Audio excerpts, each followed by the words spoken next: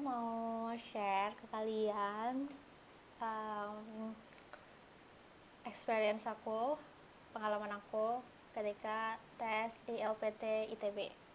Semoga bisa membantu buat teman-teman yang baru banget tes TOEFL atau tes bahasa Inggris di ITB. Oke. So, pertama-tama, kenapa aku pilih tes TOEFL di ITB? Karena tujuannya dulu ya, mungkin ya. Tujuannya itu adalah untuk ngajuin beasiswa ke JFLS. Jadi kalau kita ngajuin beasiswa itu bisa jadi boleh dari beberapa lembaga gitu.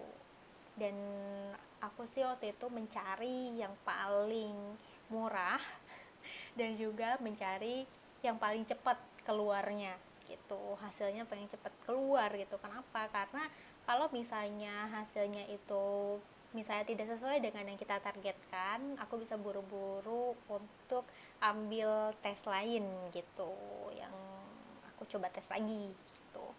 Dan aku pilih tes TLPT ini karena yang pertama harganya murah, cukup terjangkau. Dia harganya 200.000. Hasilnya keluarnya 5 hari kerja ya, jadi ini cukup cepat gitu ya untuk sekelas tes offline yang bisa keluar cuma 5 hari. Karena biasanya kalau tes TOEFL-nya ITS itu bisa jadi 14 hari kerja guys, apalagi harganya lebih mahal gitu ya. Harganya itu kalau nggak salah 800.000 ya, 800.000 untuk sekali tes. Sedangkan kalau tes ILPT ITB ini cukup 200.000 dan harganya terjangkau dan juga keluarnya 5 hari gitu. Nah, kalau tes ILPT ini kita harus datang langsung ke ITB-nya. Jadi nggak bisa tes secara online gitu. Buat kalian yang di luar kota harus nyempetin banget ngeluangin waktu untuk bisa tes secara luring ya, secara offline. Kemudian kalian harus persiapkan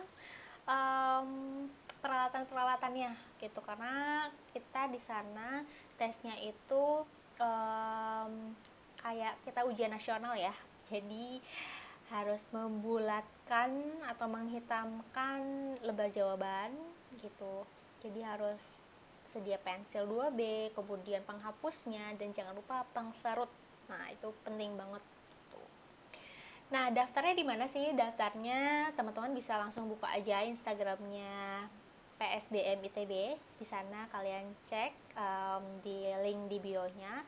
Itu biasanya ada. Tinggal diklik dan kalian pilih mau jadwalnya kapan gitu. Karena dia itu ada jadwal-jadwalnya. Kalau misalnya masih kosong, kalian bisa daftar.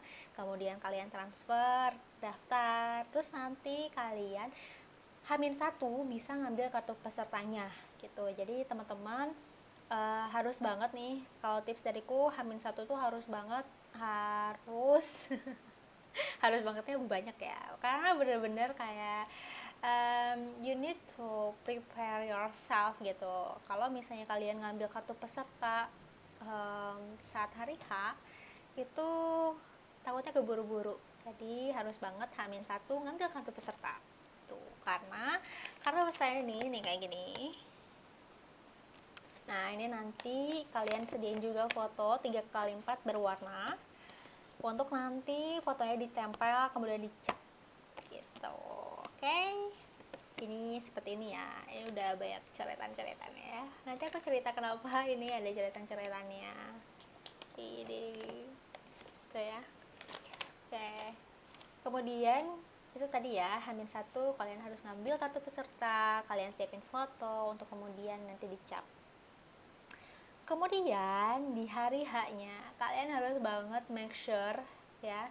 Kalau menurutku sih setengah jam itu harus banget kalian udah ada di sana gitu ya. Hamin 30 menit ya berarti ya. Tapi kalau bisa Hamin 1 jam. Kenapa? Karena waktu itu saya datang ke ITB, ke tempat tesnya, itu ada kesulitan yang gak terduga. Karena saya nggak boleh parkir mobil di dalam kampus.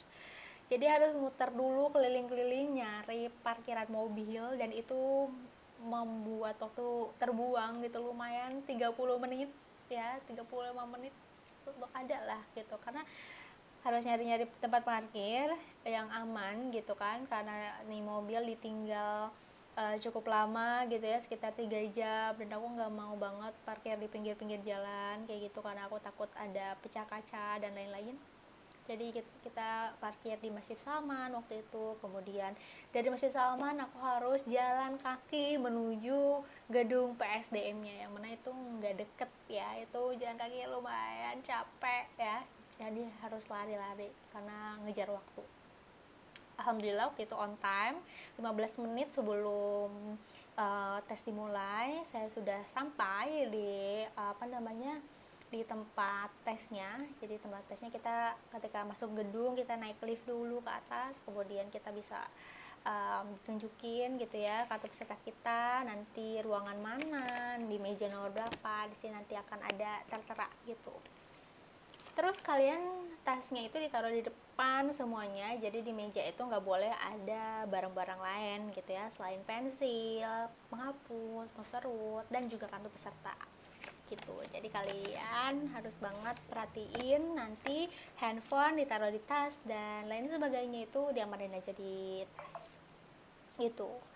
Nah, dan yang paling cukup kaget gitu ya, kenapa? Karena ketika saya oke nih, ini tes dimulai gitu kan, tes dimulai dan ternyata bukan lembar kertas yang dikasih, melainkan buku gitu. Jadi kalau misalnya tes TOEFL waktu itu, saya juga sempat tes TOEFL gitu ya beberapa tahun yang lalu, kan bentuknya kertas ya, lembaran-lembaran kertas.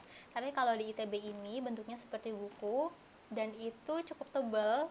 Kayak kaget banget, oh my god, tebal itu ya soalnya gitu ya.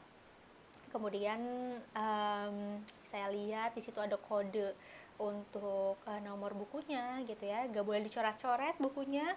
Kemudian lembar jawabannya harus langsung diisi gitu ya, identitas kita, tanda tangan, dan lain-lain. Jadi waktu itu karena si bukunya gak boleh dicoret-coret, aku coret-coret di sini ya, coret-coret di kartu peserta, karena cuman ini yang boleh ada di atas lembar kerja gitu. Jadi itu cukup unik sih, karena kalau misalnya kalian coret-coret kertas itu kalian bakal dikurangi poin 5.